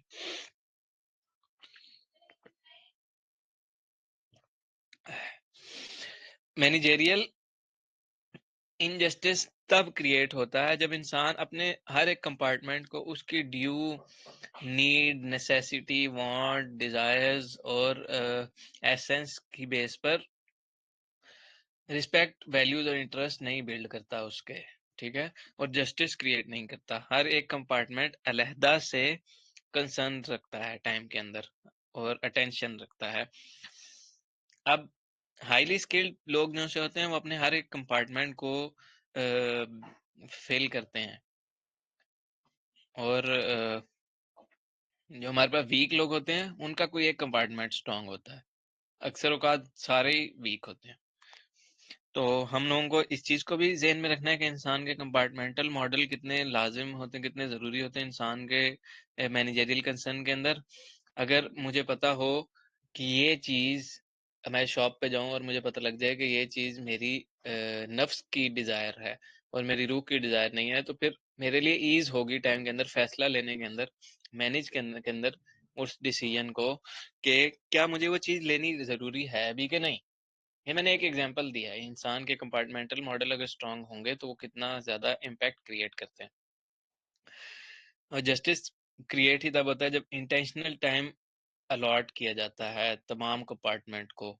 यानी आपने मखसूस टाइम रखा हो अपने दिमाग को तेज करने के लिए, आपने मखसूस टाइम रखा हो अपने रूह को तेज करने के लिए, आपने मखसूस टाइम रखा हो अपने नफ्स को तेज करने के लिए और काबू करने के लिए, आपने मखसूस टाइम रखा हो अपने इमोशंस को कंट्रोल में लाने के लिए, आपने मखसूस टाइम रखा हो अपने इंटेलिजेंस को कंट्रोल में लाने के लिए, आपने मखसूस टाइम रखा हो अपनी प्रैक्टिकल इम्प्लीमेंटेशन, प्रैक्टिकल एसेंस को इम्पार्ट करने के लिए। इस तरह हर एक चीज़ का स्पेसिफिक टाइम हो, फिर आपने मखसूस टाइम रखा हो। आगे चल के इंडिविजुअल और ग्रेटर सेल्फ के पर यही बात आ रही है कि आप इंडिविजुअल सेल्फ के अंदर मखसूस टाइम और फिर ग्रेटर सेल्फ के अंदर आपने इसी तरह से जिस तरह से आपने पर्सनल गोल्स और पर्सनल पीस, पर्सनल स्पेस और पर्सनल कंफर्ट्स डेवलप किए हों, इस तरह से ग्रेटर सेल्फ के ऊपर रहते हुए आप कम्युनिटी के रोल्स डिफाइंड हों, कलेक्टिव आउटकम्स जनरेट कर रहे हों और एक इंटीग्रेशनल इम्पैक्ट क्रिएट हो रहा हो आपकी बेस पर, ठीक है।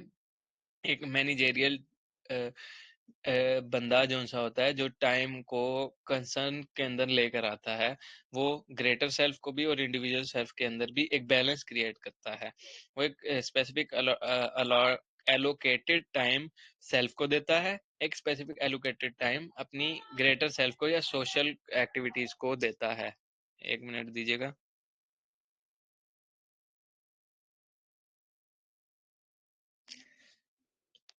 अच्छा, और इसमें एक और चीज़ मद्देनजर रखनी होती है, क्लैश नहीं आने देना होता। जहाँ पर क्लैश आता है वहाँ पर टाइमलाइंस इफेक्ट होती हैं, और जैसे टाइमलाइंस इफेक्ट होती हैं वहाँ पर फ्रेम्स इफेक्ट होते हैं, फ्रेम्स इफेक्ट होते हैं तो टाइम लॉन्ग टर्म में इंसान के रिसोर्सेज का विजिबल पिक्चर में यूँ नजर आता है कि टाइम इंसान का ज़या हो गया, उस वक़्त में इंसान का ज़या हो गया, ठीक है? ऐसा नहीं कि टाइम ने ज़ाया कर दिया इंसान को, उस वक़्त में इंसान के वक़्त का ज़या हो गया, ठीक? अब इसके लिए क्या चीज़ लाज़िम होती है?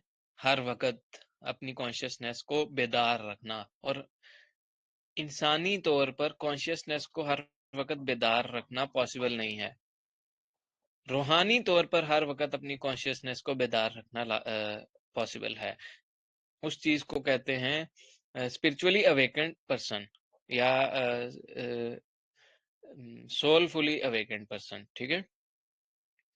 ऐसे लोग जो हमारे पास स्पिरिचुअली और सोलफुली अवेकेंड होते हैं रियलिटी के साथ, वो सोते हुए भी जागे हुए होते हैं। ऐसा मोमिन मोमिन की नींद आम मुसलमानों की नींद से आम मुसलमानों के अमाल से अफजल है, नेक अमाल से अफजल। क्यों? क्योंकि उसे उसकी नींद में वो आराम फरमाता है, और जब वो आराम फरमाता है तो वो अपनी कॉन्शियसनेस को रेस्ट देता है और अपनी सब कॉन्शियसनेस को अवेकन करता है। सब कॉन्शियसनेस को अवेकन करके वो किसी और रेल्म्स के अंदर ट्रेजेक्ट कर जाता है, ठीक। आम इंसान ड्रीम्स देखते हैं, ख्वाब देखते हैं। जो मोमिन होता है वो अपनी ट्रू रियलिटी के अंदर अवेकन हो जाता है, अपनी रूह, उसकी रूह ट्रू रियलिटी है, वो अपनी ट्रू रियलिटी के अंदर अवेकन हो जाता है। आम इंसान सोता है, मोमिन सो के भी जागा हुआ होता। मोमिन जब सोता है तो तब असल में हकीकत में जागा होता है, इस दुनिया में सोया हो। इस दुनिया में वो बाकियों को देखता है कि कौन-कौन सोया हुआ है, और फिर यहाँ पर जो ज़ाकिरीन होते हैं, उनके साथ वो अपनी अलाइनमेंट जनरेट करता है और देखता है कि जो ज़िक्र करने वाले हैं, सिर्फ़ वही लोग ज़िंदा हैं, सिर्फ़ वही लोग हयात हैं, या सिर्फ़ वही लोग इस दुनिया में, इस रेल्म में अवेयर्ड हैं, सेल्फ अवेयर्ड हैं, सोशली अवेयर्ड हैं। फिर वो उनके साथ क्या करता है, कॉम्बिनेशन, अमेल्गमेशन, इनकॉर्पोरेशन, यूनिफिकेशन के प्रोसेस को पहुँचता है। अब हम आते हैं कॉम्बिनेशन की तरफ। तो एक कॉम्बिनेशन होता है अपनी सेल्फ की एसेंस के साथ, अपनी रूह के साथ। एक कॉम्बिनेशन होता है बिगर सेल्फ के साथ, ठीक है? दोनों को हम लोग डिस्कस करेंगे। हमारे पास जो कॉम्बिनेशन होता है जो कि अपनी सेल्फ के साथ जनरेट होता है, उस चीज को वहदत कहते हैं।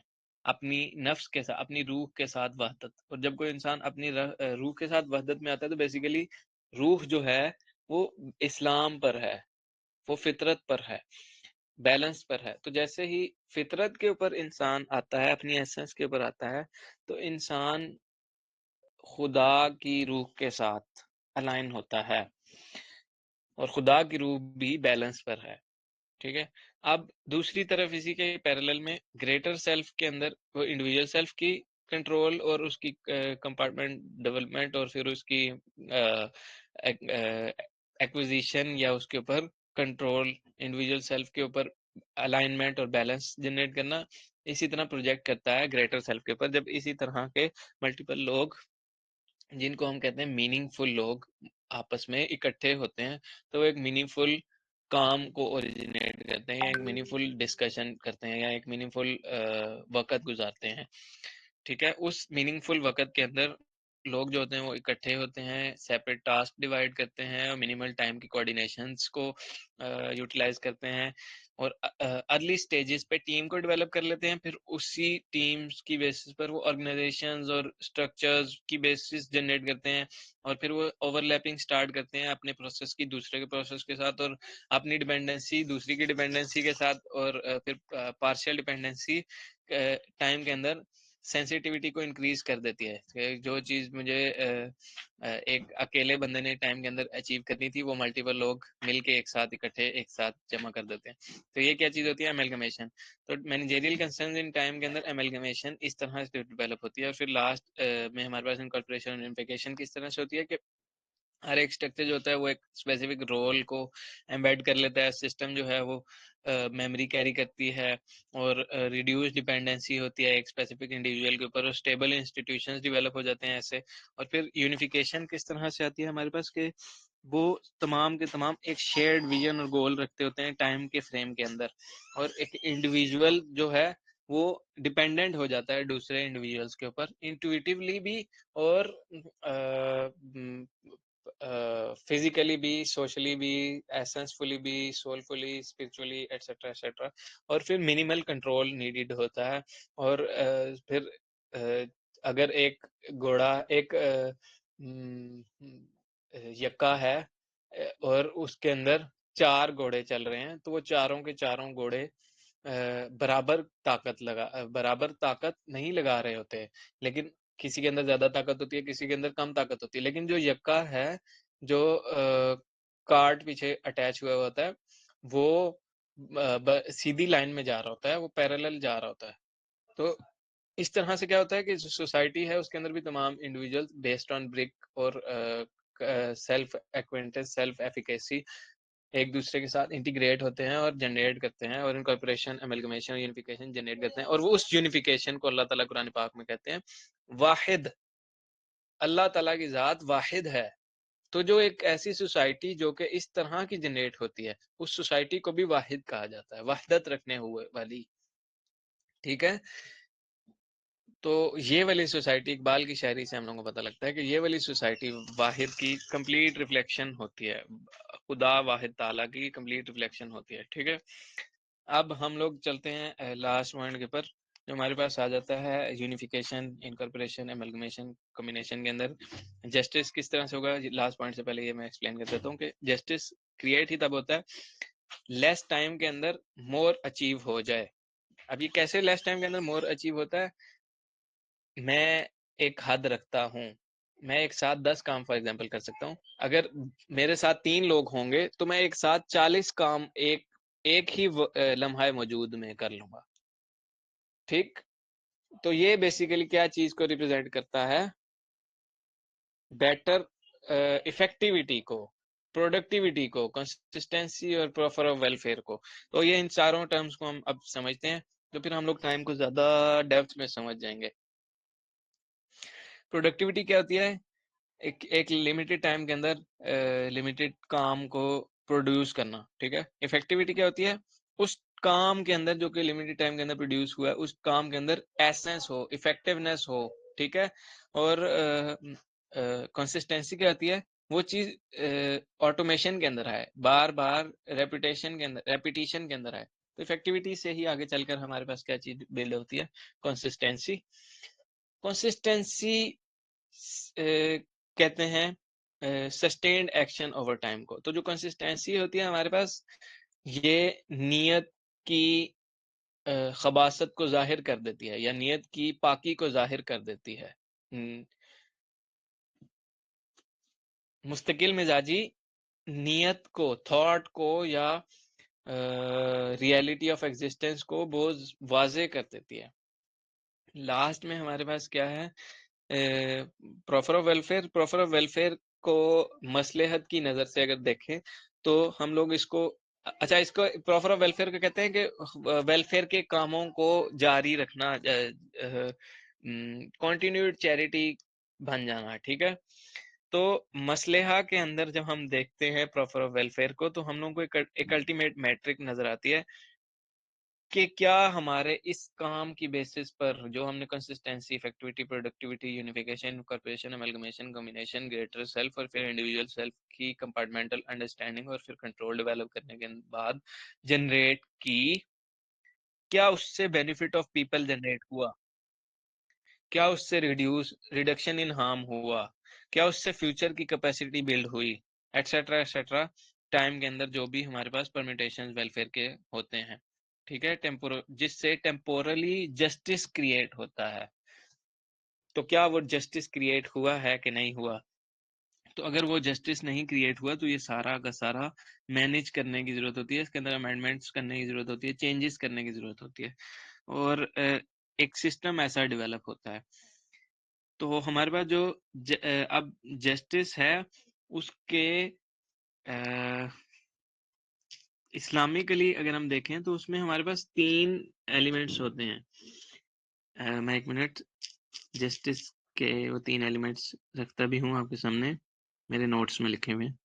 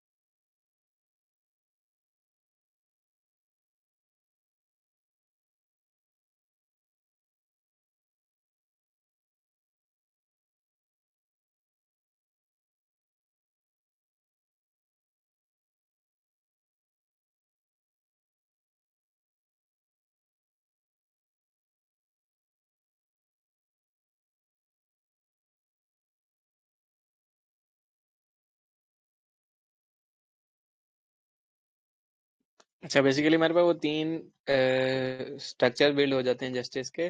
एक होता है काजी का, एक होता है हमारे पास हाकिम का, और एक होता है हाकिम या जो भी अमीरुल मोमिनीन या खलीफा वक्त होता है, ठीक है। और एक हमारे पास जस्टिस का मॉरल पुलिस डेवलप होती है, जो कि उसकी इम्प्लीमेंटेशन के अंदर लागू करवाती है। अब ये 3 फैक्टर्स हैं, ये भी पॉलिटिक्स की फिर आगे डिस्कशन हो जाती है कि वो किस तरह से वर्किंग करते हैं और कैसे-कैसे उनकी जस्टिस जो है वो इम्पैक्ट करते हैं, इम्पार्ट करती है सोसाइटी को, सोशल स्ट्रक्चर्स को, सोशल ऑर्डर को। अच्छा जी, ये हमारे पास मैनेजरियल कंसर्न्स के अंदर ये तमाम चीज़ें लाजिम हैं अंडरस्टैंड करने के लिए। एक दफ़ा फिर से रिवाइज़ करा देता हूँ। इस वाली थीम के अंदर हम लोगों ने क्या चीज़ देखी, कंट्रोल देखी कि टाइम जो है उसको इनिशिएट करना, उसको अडॉप्ट करना, उसके अंदर सिडेशन करना, स्टॉप करना, ये हमारे कंट्रोल में डेवलप होगा तभी क्या होगा, बैलेंस्ड ह्यूमन कंपार्टमेंट्स डेवलप होंगे। और फिर उसकी बेस पर एक इंडिविजुअल कंट्रोल डेवलप होगा, इंडिविजुअल कंट्रोल की बेस पर टाइम को सर्व करना डेवलप होगा, कलेक्टिव गुड डेवलप होगा, और कलेक्टिव गुड की वजह से वेलफेयर आउटपुट में जनरेट होगा। इस वेलफेयर को अगर ग्लोबली लेवल पे देखा जाए तो उसको कहते हैं ग्लोबल वेलफेयर, ठीक है। और ग्लोबल वेलफेयर इस्लाम का मंशूर है ग्लोबल वेलफेयर स्टेट की शक्ल में। टाइम मैनेजमेंट क्या करती है, वो ग्लोबल वेलफेयर स्टेट की फैसिलिटी प्रोवाइड करती है इंसान को, ठीक है। तो एक अच्छा मैनेजर जो सा होता है टाइम के नज़र से अगर देखें तो वो सिर्फ टास्क को मैनेज नहीं करता है, वो टाइम को, टाइम की ट्रांजिशंस को, टाइम के अंदर जो ट्रस्ट का एलिमेंट होता है, इसको बहुत अच्छे से मद्देनजर रखता है। उसके साथ जस्टिस क्रिएट करता है, एक सस्टेन्ड बेनिफिट आता है उसकी वजह से लॉन्ग लास्टिंग इफेक्ट क्रिएट होते हैं। तो आज ही टाइम मैनेजमेंट के वो तमाम स्टूडेंट्स जो कि ज्वाइन किए हुए हैं, जिन्होंने बाद में देखनी है, इन सब को एक चीज़ बताता चलूँ कि टाइम के अंदर बैलेंस करेंगे तो ही असल में टाइम के अंदर बरकत और रहमत आएगी। हमारे पास एक शाह एक इमाम के बारे में मशहूर है कि वो फजर से लेकर जोहर तक क्या करते थे, सिर्फ अल्लाह की इबादत और जिक्र अज़कार करते थे, और जोहर से इशा तक के वक्त में उन्होंने अपनी तमाम तसानीफ बिल्ड की। और ज़ोहर से इशा के वक़्त के बीच-बीच में अगर हम देखें तो कितने ज़्यादा कम-कम टाइम है, जितना इन कंपैरिज़न टू फ़जर टू ज़ोहर। और कैसे कम-कम टाइम है, क्योंकि वो बीच में नमाज़ के लिए भी वक़्त आ जाता है, और बाकी के काम जो ज़िंदगी के लिए ज़रूरी हैं, वो भी आ जाते हैं। तो अगर हम नोट करें तो बहुत कम टाइम होता है, लेकिन उन इमाम की, उन स्पेसिफिक उलमाए कराम आलिम की बहुत ज़्यादा तसानीफ हमारे पास हैं। अब ये जो कॉल है मेरे माइंड से उतर रहा है, मुझे देखना पड़ेगा इसको फिर से, लेकिन ये ऑथेंटिक कोट है, ठीक है। अब हम इस चीज़ से उनकी उनकी कुतुब जो कि आज तक इस्तेमाल हो रही हैं, उससे प्रोफर ऑफ वेलफेयर, कंसिस्टेंसी, इफेक्टिविटी और प्रोडक्टिविटी को अंडरस्टैंड कर सकते हैं, ठीक है। तो अगर हम ये चीज़ सिर्फ अंडरस्टैंड कर लें कि हमारा लम्हा मौजूद ही सिर्फ हमारे कंट्रोल में है, तो अगर कोई इंसान लम्हा मौजूद के ऊपर वर्किंग कर ले और उसकी फुल पिक्चर को ऑब्जर्व करे, और फुल पिक्चर में उसकी रियलिटी और अंडरस्टैंडिंग और डिल्यूजन्स और जो कुछ भी परम्यूटेशन, पॉसिबिलिटी और प्रोबेबिलिटीज हैं, उनको अंडरस्टैंड करे, तो वो अपने पोटेंशियल को अडॉप्ट करता है, अपने पोटेंशियल को एक्वायर करता है, और जो अपने पोटेंशियल के अंदर बेस्ट है उसको अचीव करता है। और अगर खुदा ना खास्ता कोई गलती हो जाती है तो रिपेंट बैक करता है खुदा ताला शान के सामने, और उसके अंदर मजीद निखार पैदा हो जाता है रिपेंटेंस के बाद। ये टाइम और उसकी टाइम मैनेजमेंट की वर्कशॉप्स थी, यहाँ पर एंड होता है पार्ट 2 हमारा। किसी का कोई भी सवाल है तो बताइएगा। एक Q&A सेशन भी इसके ऊपर मैंने रखना है इंशाल्लाह। कंबाइंड Q&A सेशन रखूंगा अब तक की जितनी वर्कशॉप्स हैं उसके ऊपर बेस्ड, किसी का भी कोई क्वेश्चन है तो वो डिस्कस कर सकते हैं। यहाँ पर एंड करते हैं। कोई हार्ड टर्म्स, कोई चीज़ समझ नहीं आई तो ग्रुप में बता दीजिएगा। और मज़ीद आगे फैलाने की भी तौफ़ीक अल्लाह ताला से दुआ माँगिएगा तौफ़ीक की। सुब्हानकल्लाहुम्मा व बिहम्दिका नशहदु ला इलाहा इल्ला अंता अस्तगफिरुका व अतूबु इलैक। अल्लाह ताला जो कुछ पढ़ाया समझाया है इसको मज़ीद समझने की, इस पर अमल पैरा होने की, इस पर तहक़ीक़ करने की, बाकी लोगों तक भी पहुँचाने की और इसकी वजह से कुछ जनरेट करने की तौफ़ीक अता फ़रमाएँ। फ़ी अमानिल्लाह।